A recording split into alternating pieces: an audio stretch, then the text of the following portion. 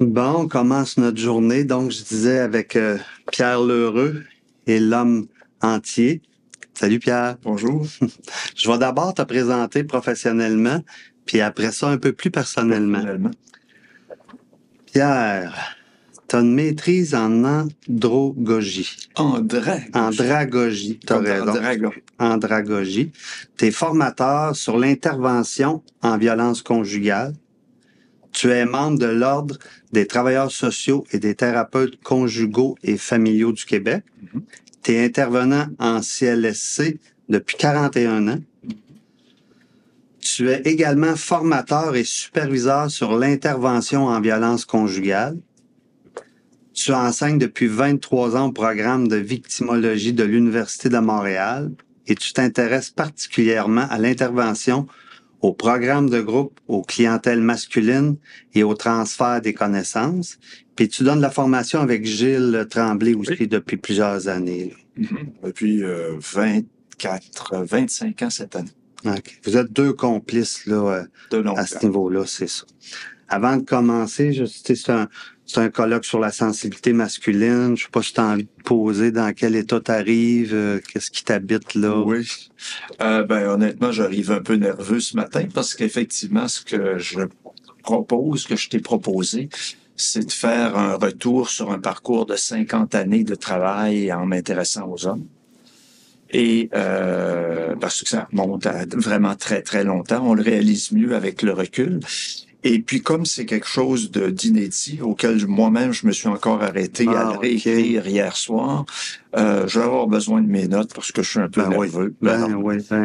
Mais j'ai le goût que ce soit un petit parcours, je dirais, un peu impudique à travers les étapes qui m'ont forgé, mais comment aussi elles sont en interaction avec tout ce qui a évolué dans le travail auprès des hommes au Québec au fil de ces années-là, puisque j'y suis dans le décor depuis quand même longtemps. Autant personnellement que professionnellement que tu vas... Indissociable. Wow. Indissociable. Ouais. C'est d'où l'idée là, du thème, l'intuition du titre, l'homme entier. Parce que entre l'intervenant et l'homme, Pierre Lheureux, il y a une interaction indissociable. C'est un petit peu le parcours que j'ai essayé avec les notes que j'ai développées.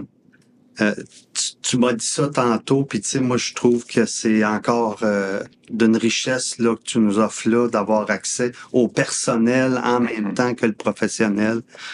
Puis tu sais, moi je t'ai invité, on se connaît pas beaucoup.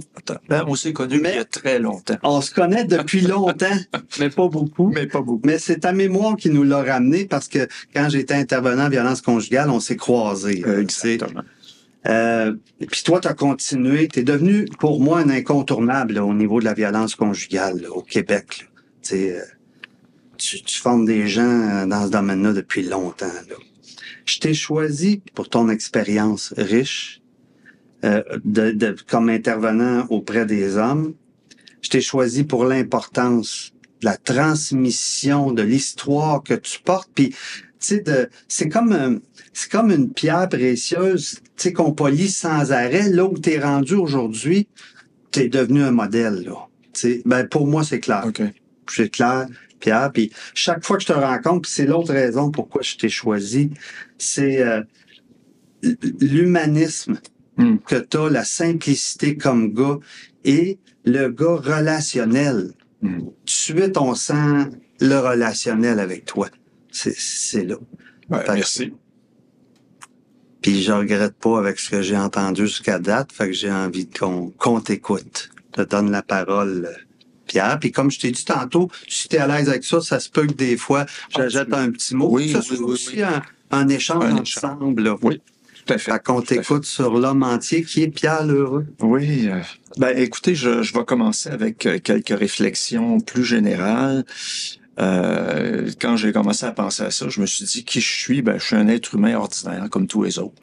Je suis un être de besoin. Toutes les motivations de mes gestes, aussi bien professionnels que personnels, c'est de répondre à mes besoins d'être humain, d'être en relation, d'essayer d'être le plus moi-même possible, le plus en cohérence avec moi-même possible. Et je me suis dit, c'est quoi être un être humain? C'est être un être incomplet sans les autres. C'est être un être faillible. C'était un être fait de force, mais aussi de grande fragilité.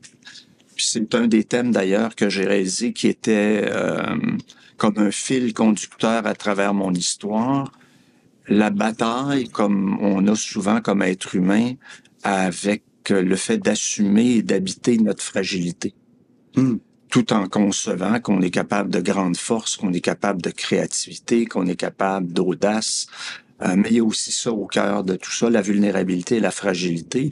Je dirais, en fait, il y avait 3 mots qui me restaient ce matin quand je revoyais les notes au déjeuner. Je disais fragilité à assumer, honnêteté à intégrer et acceptation de soi comme conclusion après 50 années de pratique. Et simple, Pierre, de grande portée. Oui, puis des fois, je dirais, pour te faire écho, parfois lourd à porter.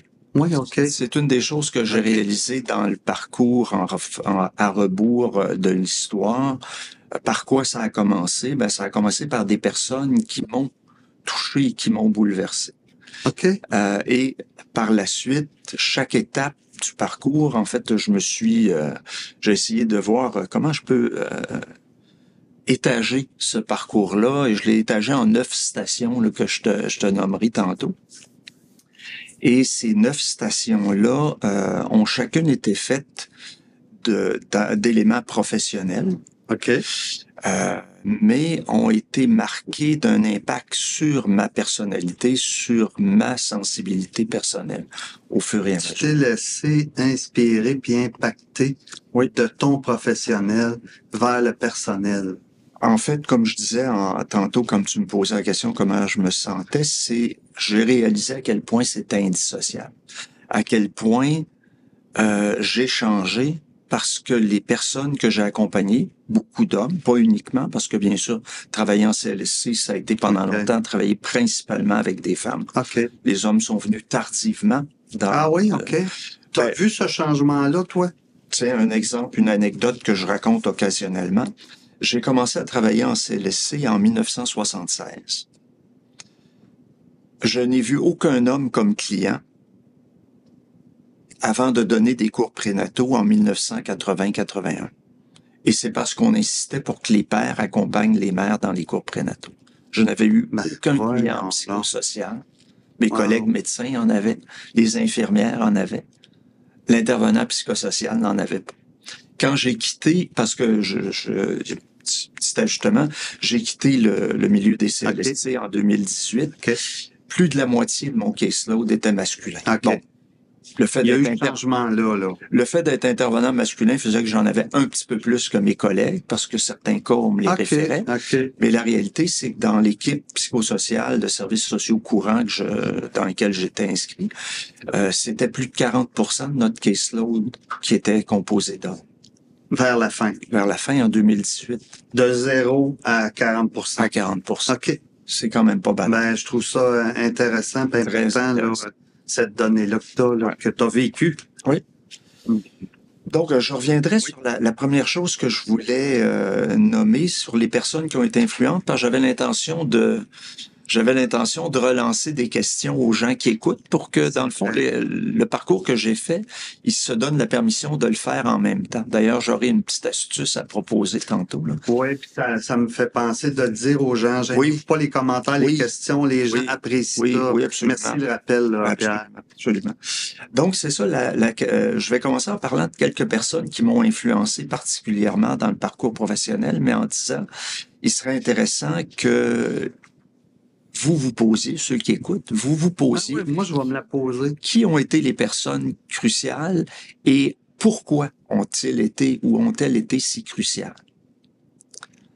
Voilà. J'y vais des miennes. Les 2 premières personnes qui ont monté, c'est 2 femmes. Ma mère et surtout ma grand-mère comme personnage important derrière ma mère. Ce que ma grand-mère a transmis dans notre famille, c'était le non-jugement. Ma grand-mère vient d'un milieu, son mari, dans les années 20, on parle pas de ce siècle-ci, on parle de l'autre, était comédien ambulant. Ce genre de personnes dont on aurait dit, c'est des gens de mauvaise vie. OK. Hein? Donc, l'ostracisation, le jugement social, la famille de ma mère et ma grand-mère surtout l'ont beaucoup vécu. Et ça a été une trame dont j'ai été conscient beaucoup plus tard de l'importance que ça avait eu dans le fait de devenir un aidant, d'accueillir des gens sans jugement. Ça a commencé avec ma grand-mère, tu vois. Il y a eu un homme, ensuite, mon père a été important tout en étant effacé, parce que c'était un homme, je dirais, heureux. Et ça, il m'a transmis ça, c'est-à-dire la confiance et la confiance dans la vie, tout simplement. Wow. Et puis, paradoxalement, quand je faisais le parcours à rebours, il y a un homme qui est entré dans ma vie quand j'avais 15 ans, qui était le père de mon meilleur ami. Je réalise, j'ai même jamais connu son prénom. Monsieur Lachance. Monsieur Lachance est un homme qui est mort 3 ans après que je l'ai connu, d'une maladie industrielle reliée à son travail. Ah ouais. Il a été plus déterminant qu'il n'y paraît dans le fait de déjà être sensible aux réalités masculines et à ce que les hommes vivaient à cette époque. C'est pas pour rien que le premier parcours dont je parlais tantôt, ça a été un parcours de militant syndical pendant 25 ans, parallèlement au travail d'aide, parce que ça m'avait tellement frappé et marqué de voir comment les hommes étaient traités et après de découvrir comment les hommes se traitaient dans ces rôles-là, qu'ils assumaient ou qu'ils acceptaient parfois de façon inadéquate. Il y a eu d'autres personnages, bien sûr, importants, des collègues, des formateurs qui ont été particulièrement importants.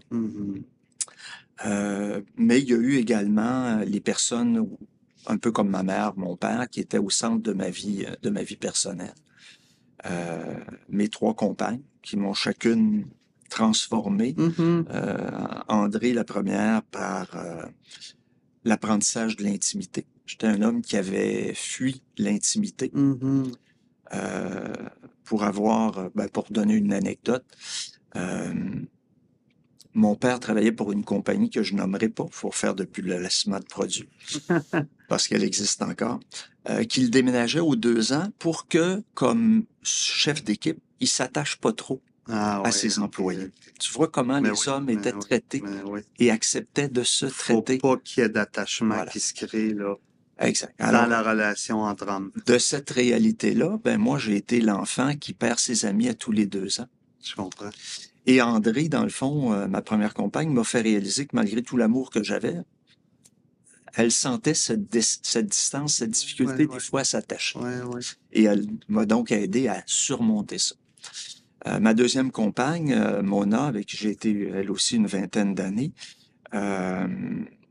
elle, c'est la patience qu'elle m'a fait découvrir. Et puis là, je suis dans une nouvelle relation depuis une couple d'années et là, ce que je découvre, c'est quelqu'un qui m'amène à des places où je suis jamais allé, à assumer des facettes de moi, incluant ma vulnérabilité d'homme vieillissant. Voilà.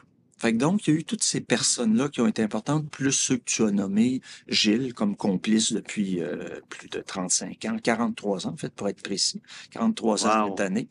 Et des amis comme Camille Lacoste, qui est là même lui depuis encore plus longtemps, presque 50 ans maintenant, avec qui j'ai participé à un premier collectif d'hommes. On a fait nos premiers groupes d'hommes ensemble en 1982, entre 1982 et 90.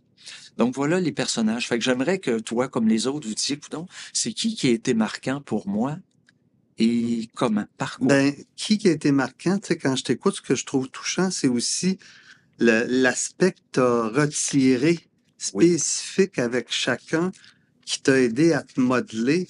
Toute l'humilité que ça demande, là, cette présentation-là, à dire, ah, cette personne-là m'a apporté ça.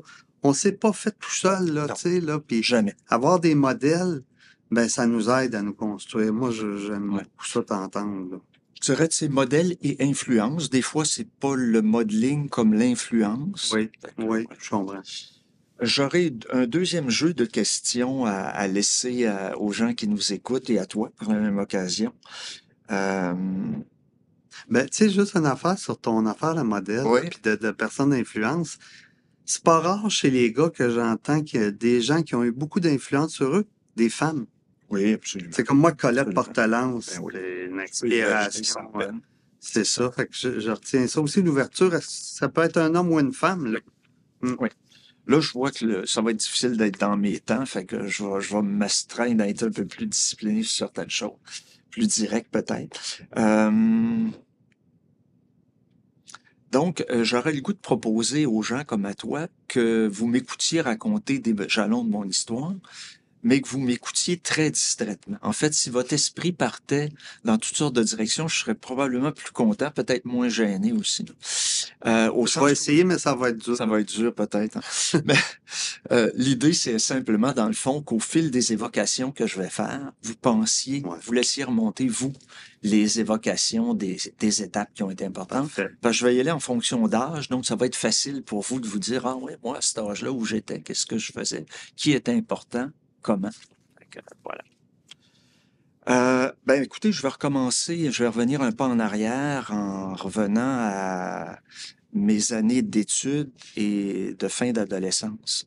Monsieur Lachance, je le connais de 15 ans à 18 ans. 18 ans, je suis déjà rentré à l'Université d'Ottawa en sociologie au départ, parce que je m'intéresse au social de façon plus large, puis je me cherche un petit peu.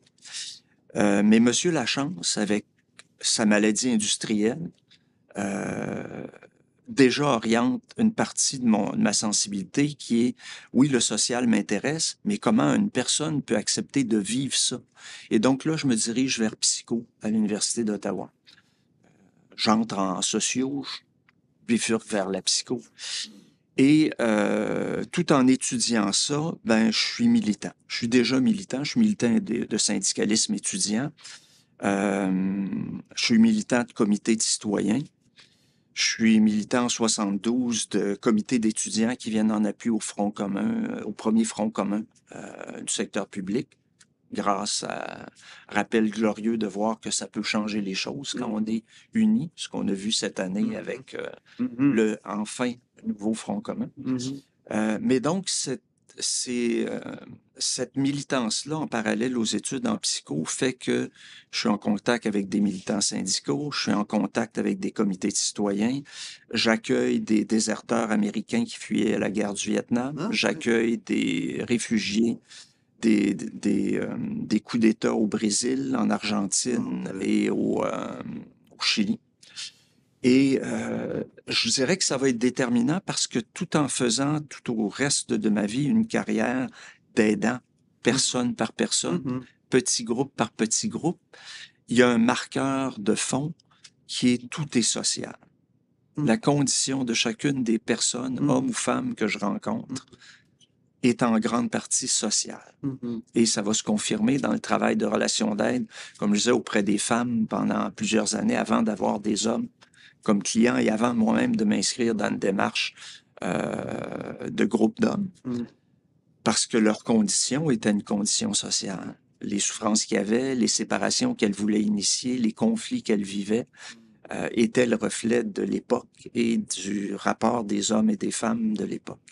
D'ailleurs, dans le milieu syndical, ça a été probablement une des choses les plus frappantes, réaliser la place et la condition des femmes. À l'époque, les réunions se faisaient aux heures où les gars décidaient. Souvent le soir, autour d'une bière, pendant que les femmes étaient retournées à la maison s'occuper des enfants. Ça a été la première prise de conscience de cette inégalité des rapports et un marqueur de plus de pourquoi travailler avec les hommes. J'ai souvent été en conflit durant ces 25 années de travail en milieu syndical que je faisais en même temps que je travaillais ma vie de travailleur social, d'intervenant en CLSC. Je continuais de militer jusqu'en 95. Donc, fais le calcul, hein, de 75 où je commence à travailler à 95 quand je quitte les fonctions syndicales. Ça a été une constante de réaliser comment les rapports hommes-femmes étaient structurés d'une manière très traditionnelle, avec des rapports très inégalitaires. Plus en fonction des besoins des gars que des besoins des femmes puis de leur réalité. Et c'est d'ailleurs ce qui fait que j'ai quitté en 95 ma militance syndicale à la CSN par des désaccords. J'étais formateur pour la CSN et j'étais souvent en désaccord avec d'autres collègues qui enseignaient sur ce qu'il fallait dire et il fallait parler de ces choses-là. Tu vois, c'était...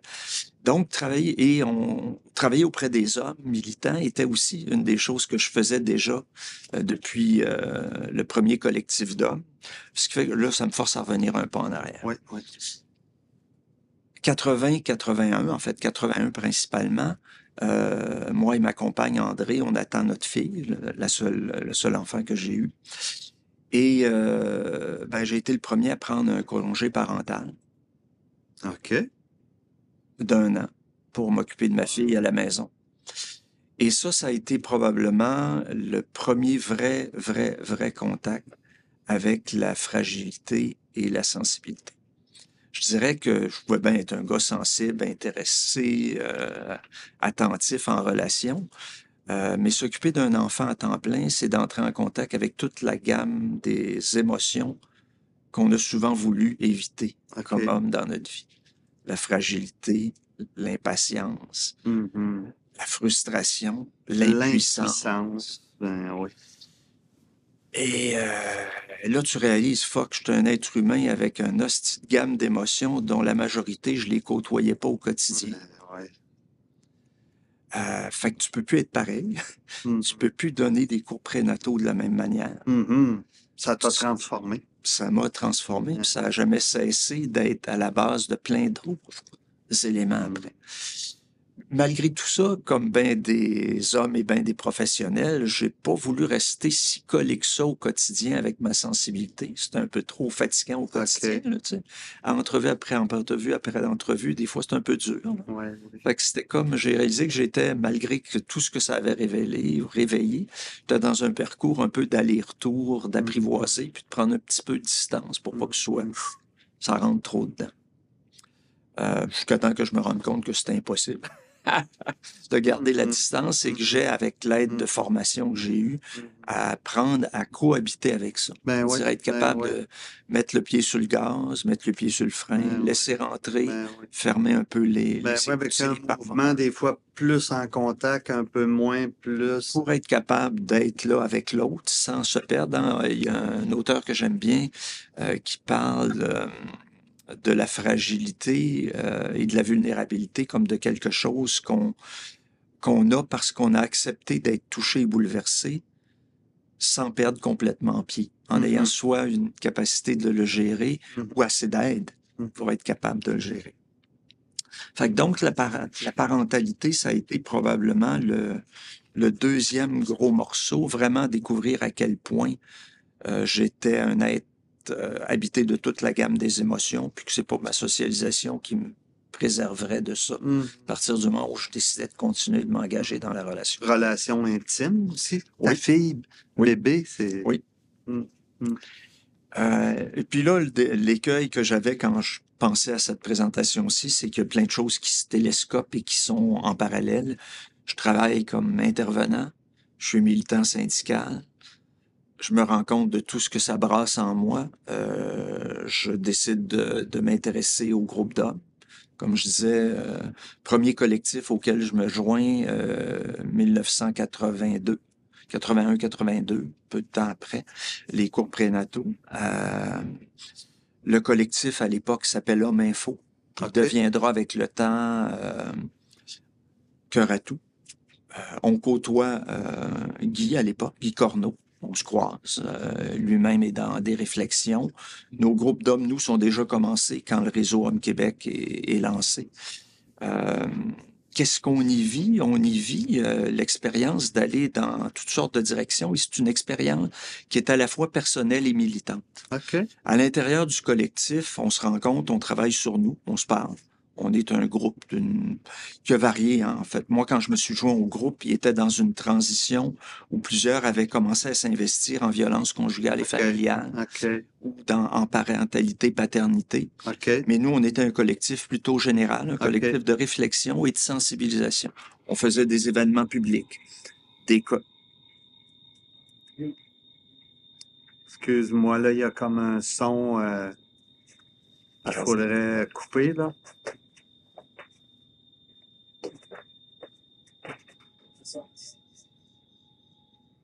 OK, excuse-moi, Pierre. Donc, à l'époque, on était un collectif de réflexion plus générale. On faisait des réflexions sur nous, mais en parallèle, on organisait des événements. On faisait une période de travail sur notre propre sexualité. On décidait d'organiser des groupes sur la sexualité masculine. Wow. On avait des hommes qui venaient. On avait travaillé sur la place des pères, notre rôle comme père, notre réalité de père. Plusieurs dimensions des réalités masculines. On va faire un colloque sur la paternité. Wow. 500 personnes, 250 hommes, 250 femmes. Des événements qui se sont perdus avec le temps parce qu'on s'est tous, avec le temps, dit il faut aller sur le terrain, il faut faire des choses concrètes. Et donc, le collectif a éclaté. On est allé vers des champs de pratique, des champs de travail, parentalité, sexualité masculine, violence conjugale et familiale, etc. Ce que je trouve intéressant, c'est que ça l'a aussi ouvert à autre chose que violence conjugale Absolument. et paternité qui sont très importantes, mais qu'il y a d'autres dimensions de la masculinité qui est en jeu, là. Tu sais, juste donner deux exemples qui vont faire rire les gens parce que c'est des choses dont on parlerait plus aujourd'hui, là, ou pas de cette manière-là.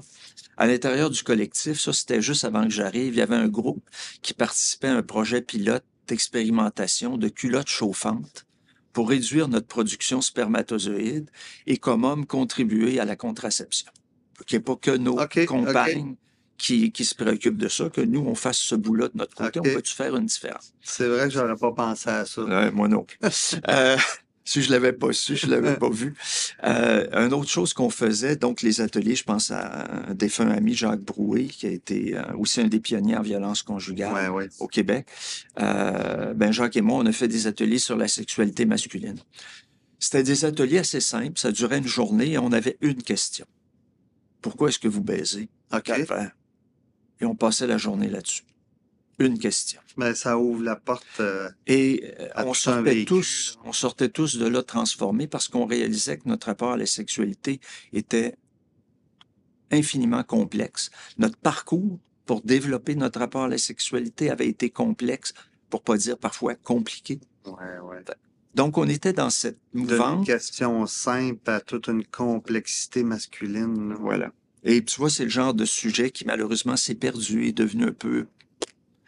C'est perdu un peu dans les limbes. C'est quelque chose que moi, j'ai ravivé parce que j'ai continué à être impliqué de façon bénévole auprès de groupes d'hommes. C'est quelque chose que j'ai commencé à raviver il y a quelques années quand je me suis impliqué bénévolement, là, il y a maintenant 7 ans, au Centre de ressources pour hommes de Montréal, où on a des ateliers, du travail sur la sexualité depuis ce temps-là. Fait que c'était quelque chose. Je dirais que c'est aussi l'époque, en fait, ça coïncide avec l'époque où, avec Gilles Tremblay, on s'est dit, on commence à apprendre et comprendre des affaires. Il faudrait peut-être donner des occasions aux intervenants et intervenantes d'en parler, de partager leurs expériences. Alors, très modestement, les interventions, les formations intervenir auprès des hommes en général, pas en violence conjugale, mais en général. C'était plus juste pour donner la parole aux gars, mais aux intervenants. Là, il fallait aller vers les intervenants parce qu'on se rendait compte qu'on avait, nous, Gilles et moi, cheminé là-dedans, que les hommes avec lesquels on avait participé à des collectifs, on avait tous cheminé dans notre rapport aux hommes comme clients, ou comme demandeurs, ou comme hommes venant dans des activités, mais qu'on était souvent entouré d'hommes et de femmes, plein de bonne volonté, mais qui s'y étaient pas arrêtés. Il y en avait probablement plein d'idées, plein d'intuitions, mais ils s'y étaient pas arrêtés. On s'est dit, il faudrait peut-être qu'on commence. Alors, on s'est amusé. Gilles et moi, on a donné une formation de formateur dernièrement.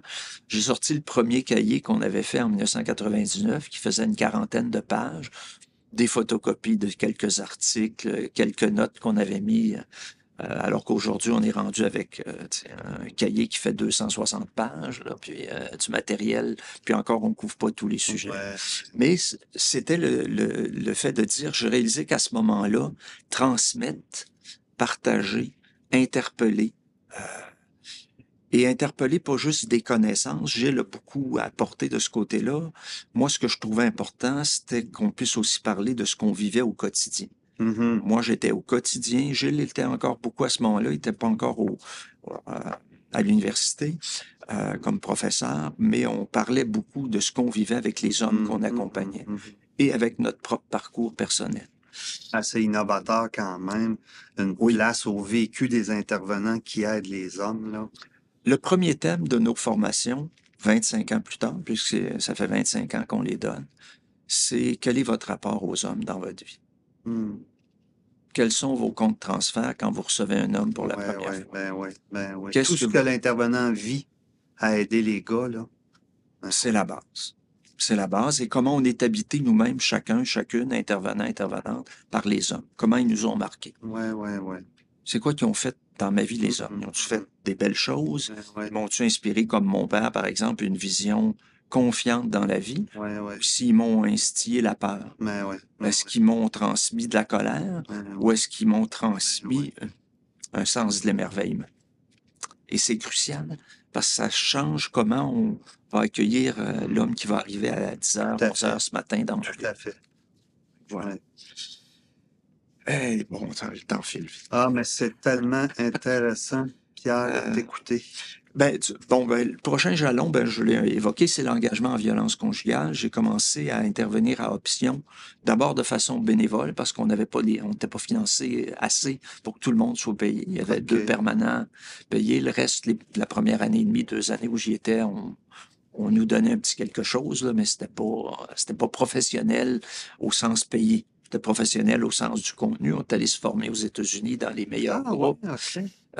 On oublie au Québec que certains des premiers hommes qui ont été formés pour intervenir ici auprès des hommes, ils ont été formés par des hommes et des femmes aux États-Unis, émergeants de refuges pour femmes, qui avaient compris que si on ne travaillait pas auprès des hommes, on n'en finirait jamais.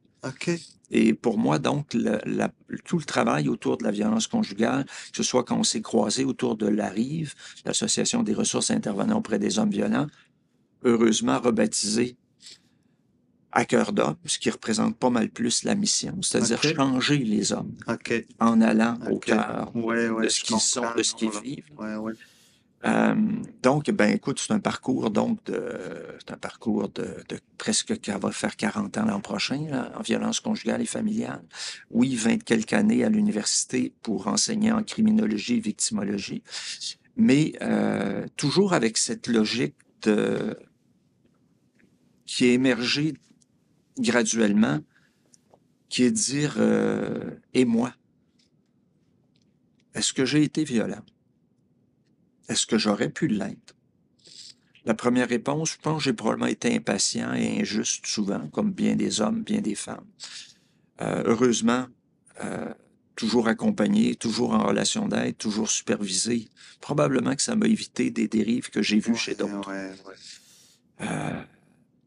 Mais ce qui émergeait, c'était que d'être de plus en plus bouleversé. Le premier bouleversement, c'est de se rendre compte comment la parentalité, en donnant des cours prénataux, c'est là que l'intuition, d'ailleurs, je l'ai oublié tantôt, c'est là que l'intuition de me rapprocher de certains des gens de Cœur à tout et de commencer à intervenir à Option, ça avait été de réaliser comment dans les cours prénataux, il y avait au moins une fois par groupe un couple dans lequel il y avait de la violence conjugale qui était en train d'émerger. Surtout quand on donnait le suivi, les cours postnataux. Ah oui, OK. Wow. Ça, c'était bouleversant. Étant moi-même père, ayant vécu l'impuissance, je voyais d'autres hommes perdre pied, devenir agressifs. Envers leurs femmes enceintes. Parfois envers leurs enfants. C'est ça qui a motivé de m'engager avec Option, puis après ça, de continuer. Aujourd'hui, c'est plus de la supervision, de la formation. Encore que j'ai recommencé à faire des groupes une fois par semaine. Ça ne pas m'en empêcher. Mais donc, l'engagement en violence conjugale m'a remis en contact avec toute la vulnérabilité.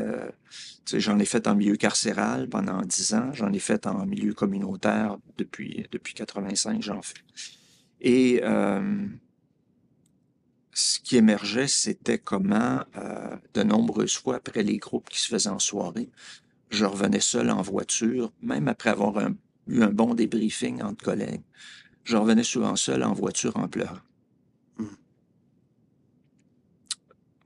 Bouleversé de ce que j'avais entendu, parce que ces hommes-là acceptaient de nommer leur honte, leur peur, leur désarroi, de nommer des fois des horreurs qu'ils avaient faites. Et là, pour moi, ça a été le moment de dire j'ai besoin, moi, de travailler à nouveau. J'avais eu quelques épisodes de soutien personnel et de supervision, mais j'ai eu besoin de retourner vers de la formation, aller beaucoup plus loin. Et c'est à travers ma première compagne, là, André, qui, elle, avait commencé une formation en psychothérapie dans une approche, je dirais, assez costaude, merci. Tu as peut-être connu ça, toi, qui est dans le domaine depuis longtemps. L'approche était donnée au Québec par des formateurs d'ici, des psychologues, là, attachés à l'Université de Montréal, d'ailleurs, pas des gens connus, mais qui émergeait d'une approche californienne assez radicale qu'ils appelaient Community Feeling Therapy. Ah, non, pas entendu. Et les deux mots les plus importants, c'était feeling. Ouais. C'était d'aller au bout de toutes les émotions humaines. OK. Donc, le parcours de formation, c'était de nous-mêmes de reprendre contact avec toute la gamme des émotions qu'on avait vécues. Et donc, de faire des expériences dans lesquelles on entre en contact avec notre propre colère. Ouais. De voir jusqu'où on serait capable d'aller. Toujours avec des moyens de protection. Ouais. On était bien capitonnés. Les armes qu'on utilisait étaient bien capitonnées. Mais l'idée, c'était de dire, es-tu capable de réaliser... Oui. Es-tu capable de réaliser jusqu'où tu pourrais aller si quelqu'un te poussait vraiment à bout? Ah ouais. Es-tu capable de voir quel état ça génère que d'être en colère au point que tu aurais le goût de frapper quelqu'un pour lui faire très mal?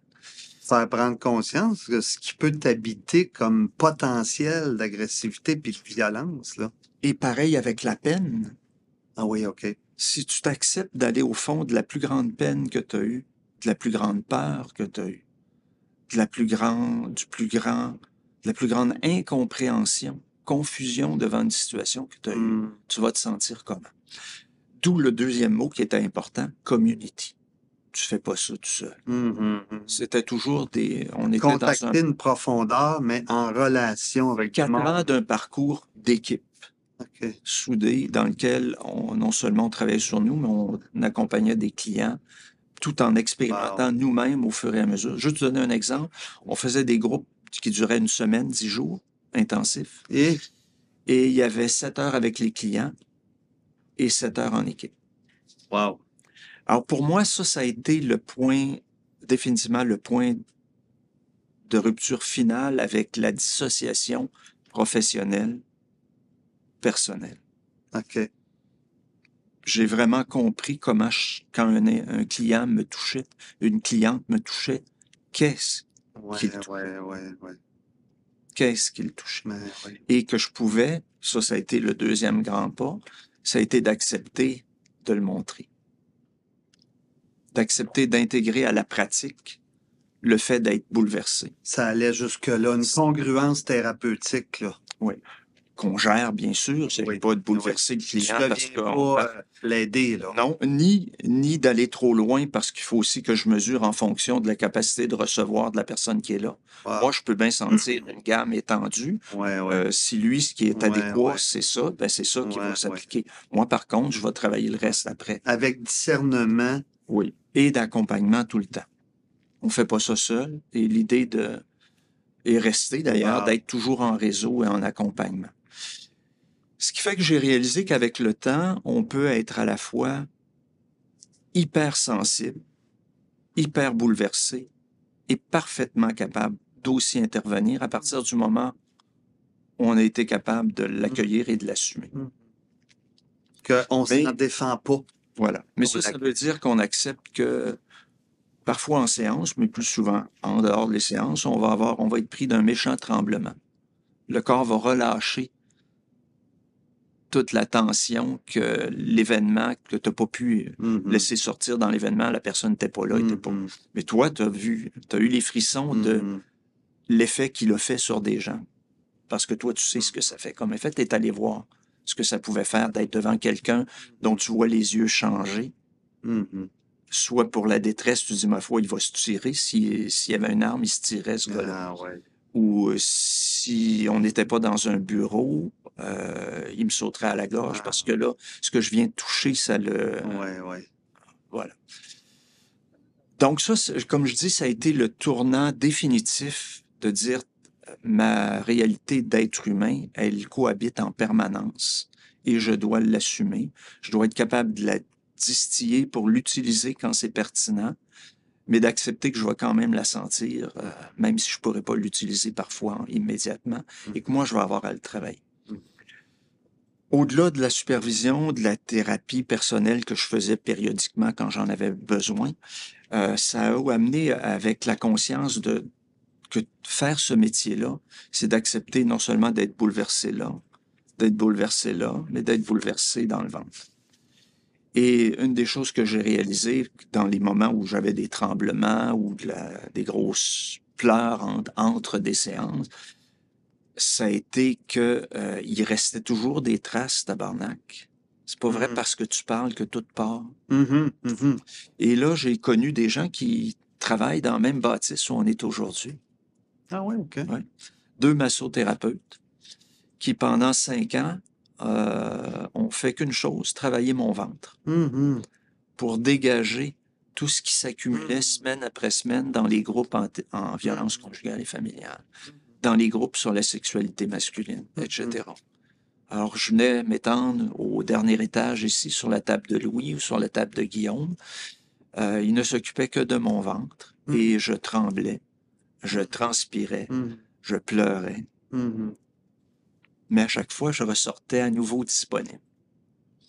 Et c'est une des choses qui graduellement s'est installée, s'est mis à se développer dans ce qui sera la prochaine étape un peu de mon parcours, l'enseignement et la formation-supervision. Formation-supervision en violence conjugale, mais plus largement dans l'aide aux hommes.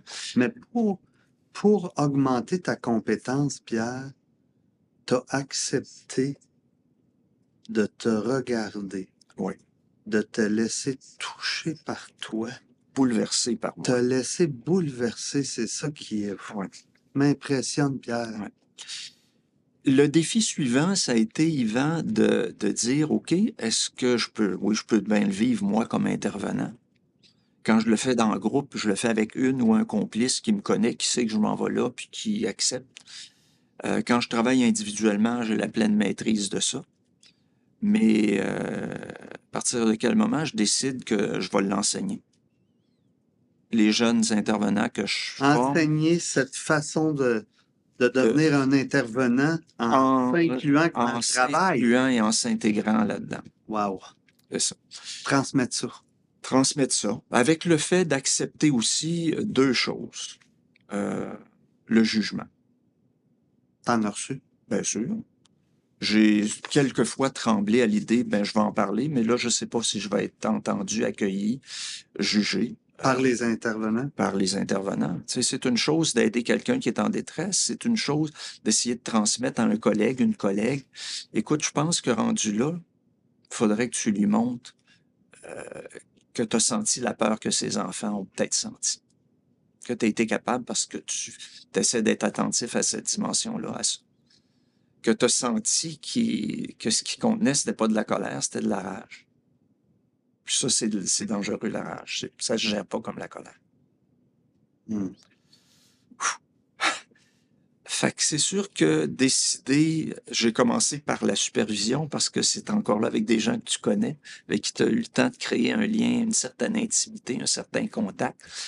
C'est plus facile. Après ça, quand on m'a demandé de donner un cours à l'université en 2001 qui s'intitulait « L'intervenant et son rapport personnel à la violence ».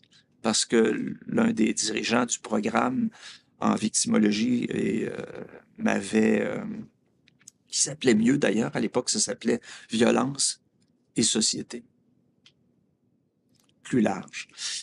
Il m'avait entendu me présenter dans un autre groupe, dans un autre cours, et de là, il m'avait dit « Ça te tenterait-tu de parler de comment tu travailles? » Et on avait élaboré ce projet d'un cours qui se donne encore, d'ailleurs, que je donne encore chaque année à l'Université de Montréal, l'intervenant et son rapport personnel à la violence. Tu as réussi à percer là, avec cette idée-là quand même. Là. Oui. Ça rentre dans la formation. Oui, et je suis presque surpris encore aujourd'hui qu'on me laisse continuer à le donner, là, parce que je sais que par moments ça a été controversé, parce que on donne pas juste de la théorie dans un cours comme ça.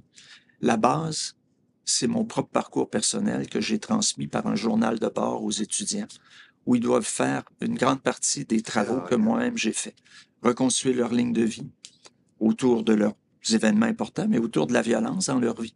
Ils veulent travailler en violence. C'est des policiers, des agents correctionnels, des intervenantes en violence conjugale, en maison d'hébergement, des ambulanciers qui sont sur des scènes de crise, des psychologues, des travailleurs sociaux. Je veux juste te dire qu'il y a beaucoup de commentaires. Il nous reste 15 minutes. Je veux pas que tu coupes tout de suite. Aller vers une conclusion, puis je trouverais ça riche aussi d'entendre si ça te convient. Absolument, ça me ferait plaisir. OK. Donc, c'est ça. Donc, j'ai construit ce cours-là un peu comme j'avais commencé à construire les supervisions, c'est-à-dire autour d'un parcours de réflexion assez parallèle au mien.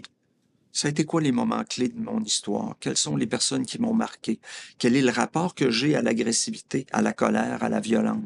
Quel est le rapport que j'ai à d'autres émotions, comme la peine, la peur? Tu le sais, comme moi, pour avoir travaillé dans le domaine, derrière beaucoup de colère, de violence, de jeunes, de femmes, d'hommes, il y a plein d'autres émotions. La peur, la peine, le désarroi, la confusion. Des histoires pleines d'émotions. Des histoires pleines d'émotions impossibles à intégrer. Souvent, impossibles à intégrer sans aide. Donc, c'est ce parcours-là que j'ai commencé à proposer aux étudiants dans les cours. Ils ont un journal de bord de 50 exercices à compléter en 15 semaines. Pour les amener à cette réflexion-là, personnelle. On commence avec la première question. Quand je suis en colère, je... Exercice libre. Les moments importants de ma ligne de vie et les moments où il y a eu de la violence.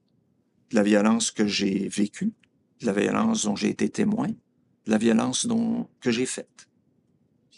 Et la condition pour ce cours-là, c'est que moi, à chaque fois que je propose un exercice, je témoigne. Tu ouvres la route. Oui. Tu ouvres le chemin d'abord. Comme avec les clients, je veux pas que les intervenants que j'accompagne aillent à quelque part où j'ai pas montré que je serais capable d'aller.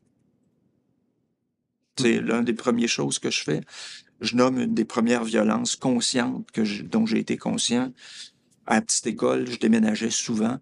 Je me retrouve à être le petit nouveau qui se fait écœurer.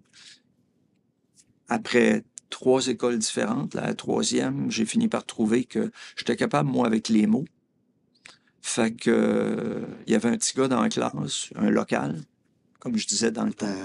Lui, il bégayait. Je me suis mis à l'imiter. Premier geste de violence conscient.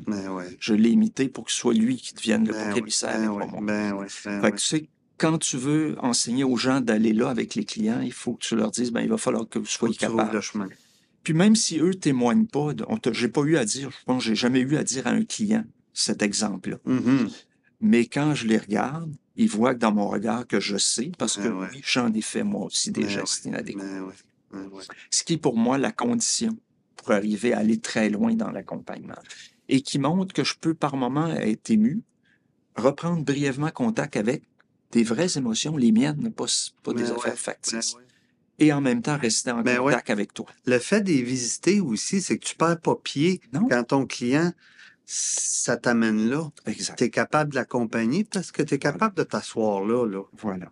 Tu es capable de leur déposer sur ton épaule et de continuer d'être. Et l'idée, c'est que c'est ça que j'essaie de transmettre maintenant, aussi bien en supervision qu'en formation, qu'en enseignement. C'est cette partie qui trop souvent manque dans beaucoup de formations. Je sais que vous, au CRAM, vous l'avez, cet angle-là, pour avoir eu des amis qui étaient... C'est vrai que la formation... des amis qui ont suivi les formations. Pour ça que je suis complètement d'accord avec tout ce que tu dis. Je sais que ça va. Mais tu as quand même été un pionnier, là. J'ai essayé. Plus qu'essayer, le gars. Puis tu vois, au fil de tout ça, il y a un autre trame qui continue depuis déjà longtemps. La formation Intervenir auprès des hommes que je donne avec Gilles depuis 25 ans, le partenariat qu'on a forgé, lui et moi, et auquel je me suis joint dans le développement pendant les années, fin des années 90, début des années 2000, surtout là, du réseau Masculinité Société, un réseau de chercheurs, intervenants qui interagissent, qui se questionnent sur les pratiques, qui interrogent les projets, qui les évaluent et qui prennent des initiatives. Parce que étudier, ça veut dire aussi risquer de nouveaux projets. Et tu vois, ça, c'est un peu comme la phase où j'en suis en ce moment dans ma vie. transmettre. Donc, l'enseignement, la formation, la supervision, c'est de la manière dont je le fais. En restant connecté à moi, c'est ce qui est mon moteur de vie en ce moment. Et en parallèle à ça, je dirais qu'il y a l'aspect de comment est-ce qu'on peut encore continuer d'innover. Puis là, ben, comme beaucoup, ben, la pandémie nous a forcé à nous réinventer, qui dit. Oui, c'est ça le mal. Et effectivement, tu vois, là, je suis encore engagé pour probablement encore 2-3 ans dans un projet novateur de développer des services aux anglophones des différentes régions du Québec en violence conjugale, mais aussi en termes de groupe d'hommes. Il n'y en a pas. Alors, on a commencé à développer un programme en ligne il y a déjà 2 ans et demi qui s'appelle Living Without Violence, qui est donné en ligne par de nouveaux intervenants qu'on a formés dans différentes régions du Québec, où on rejoint des hommes anglophones qui venaient jamais dans les groupes, où on n'avait jamais assez d'hommes pour faire des groupes. On est en train de développer une nouvelle phase qui s'appelle Life Path, Life Project, faire un bilan de vie, faire le point, décider d'où on va aller, et un truc pour les couples aussi en ce moment. Fait que tout ça en ligne. Fait que bref, tu sais, c'est comme... je réalise que... Ça fait partie de toi, là. Il faudrait 20 ans de plus de travail. Ben, pourquoi pas? Pourquoi pas? Ben oui, certain. Voilà. J'aimerais ça que tu puisses recevoir un peu certains commentaires. Ça te va-tu? Oui, absolument. Quelqu'un qui écrit « Quelle est ma relation avec les hommes? » Wow! La question que tu as posée. Oui. Je réalise que c'est difficile, que je me sens mieux avec les femmes. Je suis en 2e année au Centre de relations d'aide de Montréal et c'est difficile avec mes clients parce qu'ils doivent recevoir des clients, ils sont obligés d'avoir au moins un homme. Ouais. Est-ce que la source de cette difficulté est toujours reliée à ma famille, père, frère? C'est ça la question pour toi. Ouais, ben je sais pas pour cet homme-là, ou Cette femme-là. cette femme-là, je sais pas. C'est sûr qu'il est probable qu'il y a des enjeux.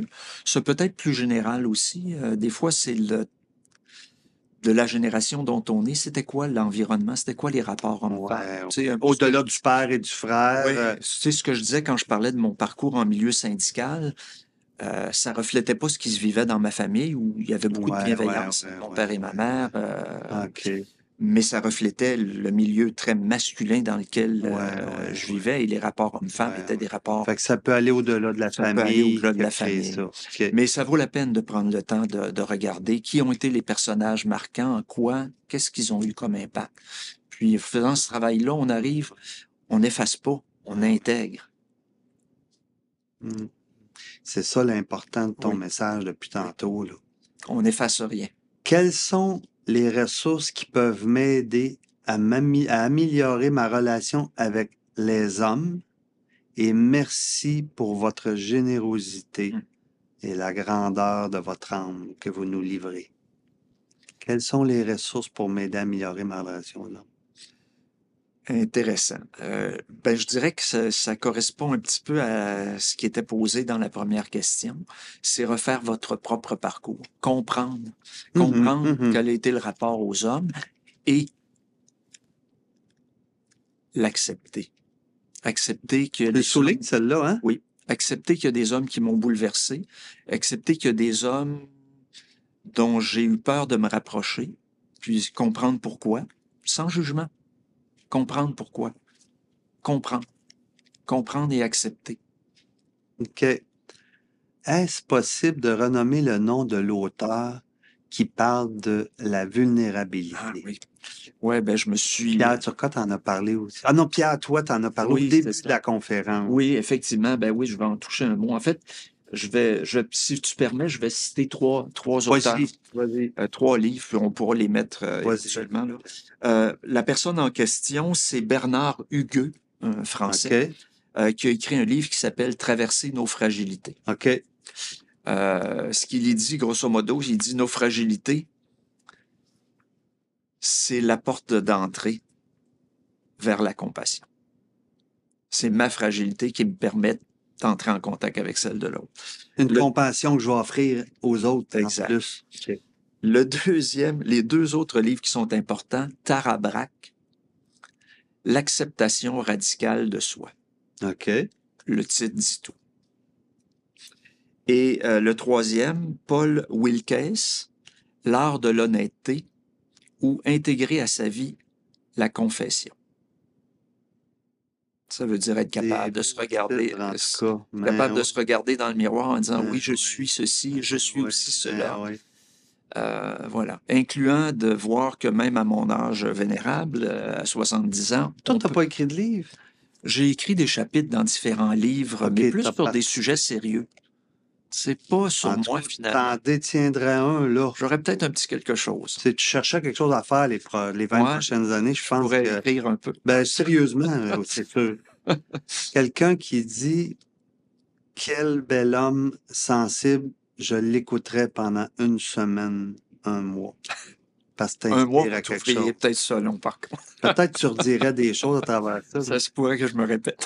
Une autre personne, je me sens admirative, inspirée, touchée, rassurée de vous entendre dans cette posture pleine, humaine, sensible de la pratique. Merci de tout cœur. Merci, c'est touchant comme mot. Oui, hein? Oui. Pierre, écoute. Ça nous fait belle conversation. Ah, ben, j'ai adoré t'écouter, Pierre. Ça m'a... Quand tu vas avoir un moment, il va falloir que tu m'envoies un petit mot en me disant, moi, j'ai pensé à telle personne et à tel événement. Je serais curieux. Oui. Ben, Pierre, je vais te le dire honnêtement, ça fait longtemps, là, je suis occupé avec le colloque, je me dis, j'aimerais ça prendre un café avec toi. Avec plaisir. Puis, tout ce que tu as raconté là, je t'aurais demandé de me parler de ça, mais d'aller au-delà en plus dans un échange. Puis, tu sais, je veux dire, moi, ce qui m'a touché, c'est que tu le veuilles ou non, l'homme entier que t'es, là, je comprends le sens de ton titre, Pierre. Pouf! Ça rentre. Ça rentre dans les tripes, ça bouleverse, tu sais, puis c'est bon et nourrissant, mais il faut accepter que ça va branler un peu. Ça va ébranler un peu. Oui. Puis quand je l'accepte, tu sais, c'est nourrissant. C'est bon.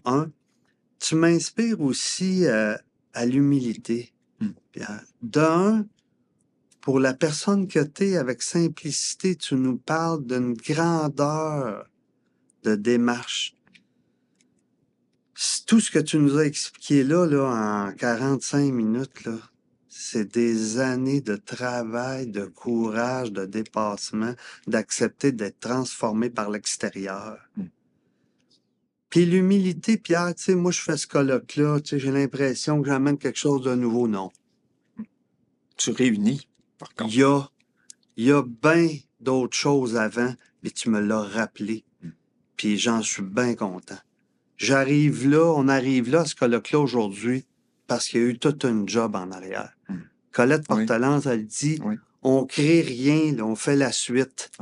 Fait que ça m'a ramené à cette humilité-là que j'accueille, Pierre, puis que j'aime aussi, là. J'ai adoré ce moment-là avec toi, puis je te le dis, je veux qu'on prenne un moment ensemble, continuer ça. Certainement. On va te laisser te reposer du colloque quelques jours. C'est vrai que ça va demander ça pendant un petit bout. Merci de ta générosité, Pierre, puis merci d'inspirer tous les intervenants à l'essentiel, d'accepter de visiter ce que l'on est, puis qui on est, pour accompagner les autres. Ça demande ça. En terminant, aimerais-tu dire quelque chose? Comment toi, tu termines? Ben, finalement, je suis assez content d'avoir osé, après avoir tellement hésité. Même là, il y avait une hésitation? Moins, je dirais, depuis hier, c'était apaisé. OK. Oui, c'est-à-dire, non, il faut parler de ces choses-là, il faut en parler de cette manière-là. Parce qu'en parler, c'est une chose, mais en parler de cette manière-là, c'est ça que je voulais trouver. Vu, Pierre. Et là, je trouvais, OK, là, je sais comment je veux en parler. Voilà. Donc, je suis très content d'avoir osé. Merci. Merci de m'avoir mis au défi. Une belle rencontre. Je te remercie beaucoup encore. Wow! Bon, ça va demander une transition, cette affaire-là. On va prendre une petite pause. Tantôt, on va accueillir Anne-Cécile. Je trouve qu'il y a une continuité entre Pierre et Anne-Cécile. C'est qu'Anne-Cécile va nous parler de son cheminement de femme face à la relation à l'homme. Comment elle est passée de subir des défensives, le manque de sensibilité des hommes, à s'occuper d'elle, à apprendre à rejoindre l'homme et sa sensibilité en travaillant sur elle. Fait qu'on prend une petite pause, puis on reprend ça tantôt avec Anne-Cécile.